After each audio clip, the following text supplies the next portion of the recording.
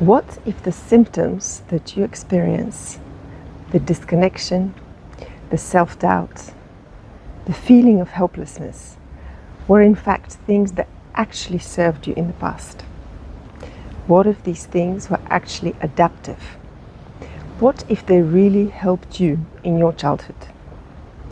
In this video, I will go through this incredibly useful reframing of your current limiting experience and enable you to see it with incredible compassion as something that's really helped you, and point you to how to let go of it.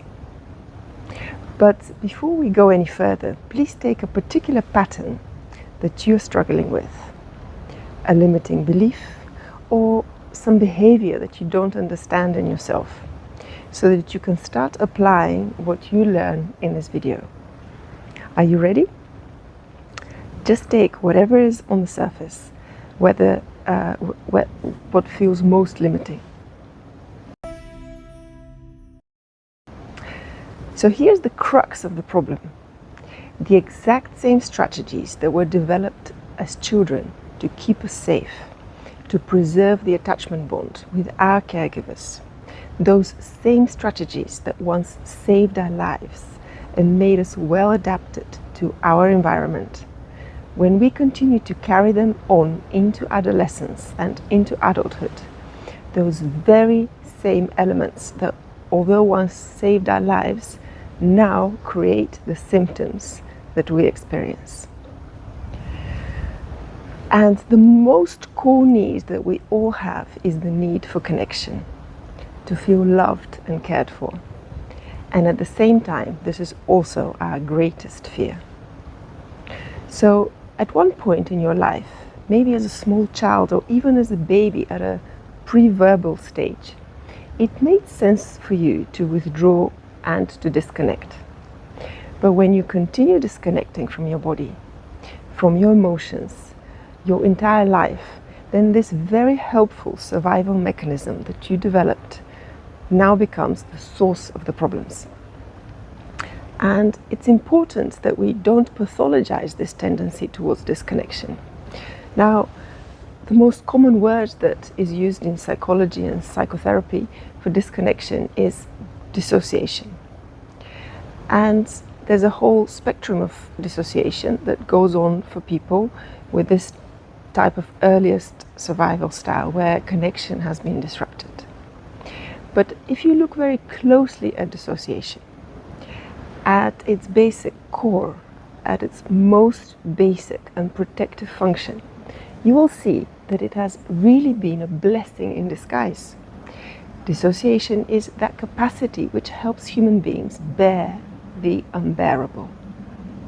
So without denying any of the pain or suffering that comes with dissociation, without leaving people in dissociated states, we have to heal from that. And in every person there is a core, the self with a capital S, that is untouched by anything, that is absolutely pure and to which we can return.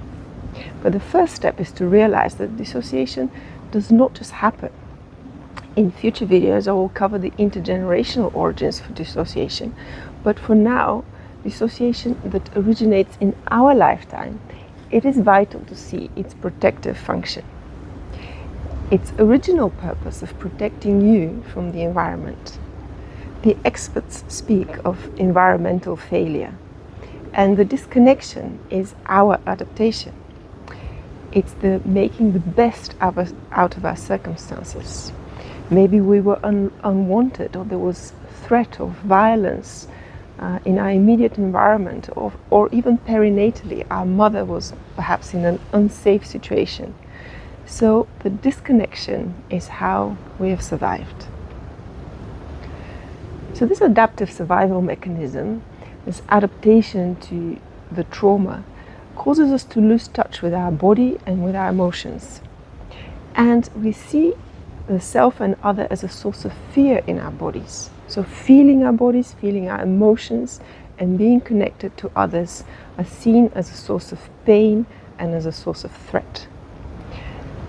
So we have here core fear If I feel emotionally, if I feel my bodily sensations, I will fall apart and die. And this is the core dilemma. Can I be connected to myself and to others?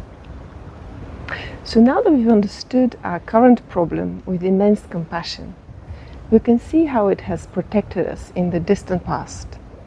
This very fact opens up a window, a possibility of moving beyond. So every time we relapse, every time we slip into an old pattern of disconnection or unworthiness, instead of berating ourselves and speaking to ourselves harshly, probably more harshly than we would ever speak to anyone else like, we can bring in this endless compassion. Thank you, adaptive pattern, for saving my life as a child. You're welcome if I ever need you again, but now I am safe. I can connect and be safe. I can feel my body and be safe. I can feel my emotions and be safe. And how you want to approach it is with an open heart. In the literature, they talk about a window of tolerance, and it just means really listening to yourself. So how that could look is first really consciously experiencing the connection you feel with a pet and noticing how that feels in your body, and slowly experimenting with how that feels if you would allow to open yourself like that with a trusted other. And you can do that in small steps, not forcing anything, and celebrating the moments when it works. Letting your body and emotions experience safety. Letting yourself slowly and at your own pace relax into connection. So let me know how you experience this. In your comments, you can really help others recognize themselves. And if you know people in your life who could benefit from what you have learned here, please forward this little present to them. And if you do that, please take the time to feel the goodness in connecting to others in this way. And if the issue that you're struggling with has not been fully answered, stay tuned. This survival mechanism that we covered here is a response to childhood trauma from pre- and perinatal trauma.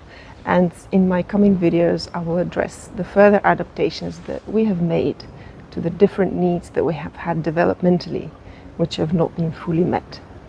So please subscribe to be notified when they come out. And thank you for joining me today.